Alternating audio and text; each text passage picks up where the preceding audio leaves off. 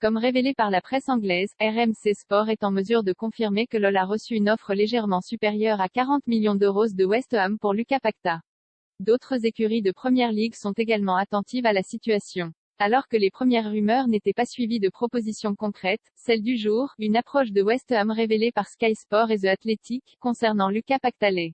Plus grand que toutes les informations et rumeurs mercato en direct, RMC Sport est en effet en mesure de confirmer que l'OL a bien sur son bureau une offre écrite de 40 millions d'euros, en provenance du bourreau de l'OL en quart de finale de la dernière Ligue Europa. West Ham, c'est même un peu au-dessus, glisse une source lyonnaise, qui insiste aussi sur le fait que d'autres écuries britanniques regardent la situation, voire les états d'âme de celui qui est théoriquement lyonnais jusqu'au 30 juin 2025.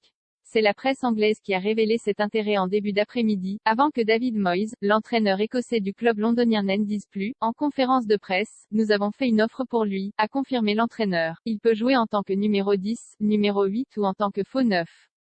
Je pense que son pédigré est vraiment, cela ne garantit pas toujours que cela fonctionne, mais j'espère que cela aidera à s'améliorer. Un changement de stratégie du joueur et de son entourage? Qu'un technicien n'utilise pas la langue de bois en de telles circonstances dessine-t-il l'hypothèse d'une chronique d'un départ annoncé, ou à tout le moins un changement de stratégie du joueur et de son entourage? Changement de stratégie, ou pas d'ailleurs. Car cela ressemble plutôt à un rappel. Les médias brésiliens, en juillet, s'étaient en effet fait l'écho de volonté de départ de Lucas Paquetá. Le Brésilien souhaiterait passer un cap dans sa carrière. Proche de Bruno Guimaraes, et un peu orphelin du départ de Rouninho, Lucas Paquetá a dû aussi cogiter depuis le transfert en janvier du numéro 39 à Newcastle. Son compatriote a en effet fait un bond salarial XXL en franchissant la Manche pour gagner en une semaine ce qu'il touchait en un mois à Lyon.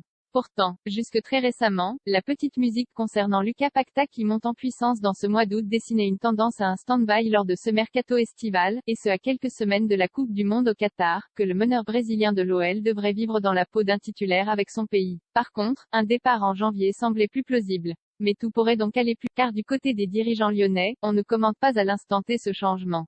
Mais on rappelle la feuille de route pour celui que Rouninho, alors directeur sportif du club, avait fait venir de l'AC Milan. Il y a des propositions pour Lucas Paquetá, expliquait ainsi au début de l'été Jean-Michel Aulas. Il y a certains joueurs qui peuvent se sentir pleinement épanouis dans le projet, et d'autres qui ne le sont pas. Économiquement, nous avons les moyens de poursuivre nos idées et nos objectifs.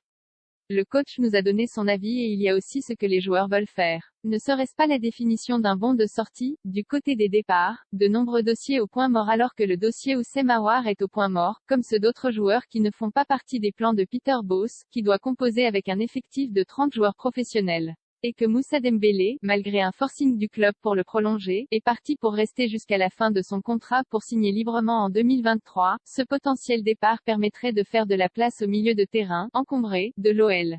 Et même si les finances de John Textor permettent une relative sérénité et n'obligent pas à vendre, rappelle-t-on régulièrement à Lyon, il semble difficile de résister à ce premier appel concret. Surtout si tout le monde, club, vendeur et joueur, s'y retrouve. D'autant que l'OL a sécurisé Ryan Cherki et a, dans un autre registre, Romain Fèvre, arrivé en janvier de Brest.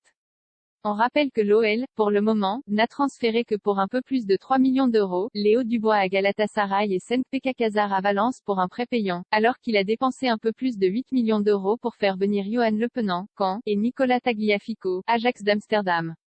Dossier. Informations exclusives à RMC Sport Mercato, Herrera, Gay, Draxler, Icardi. L'opération dégraissage se poursuit au PSG Top 14, Clermont réclame 800 000 € à Franck Azema Ligue 1, Bruno Irle n'est pas menacé à 3, où des recrues sont attendues.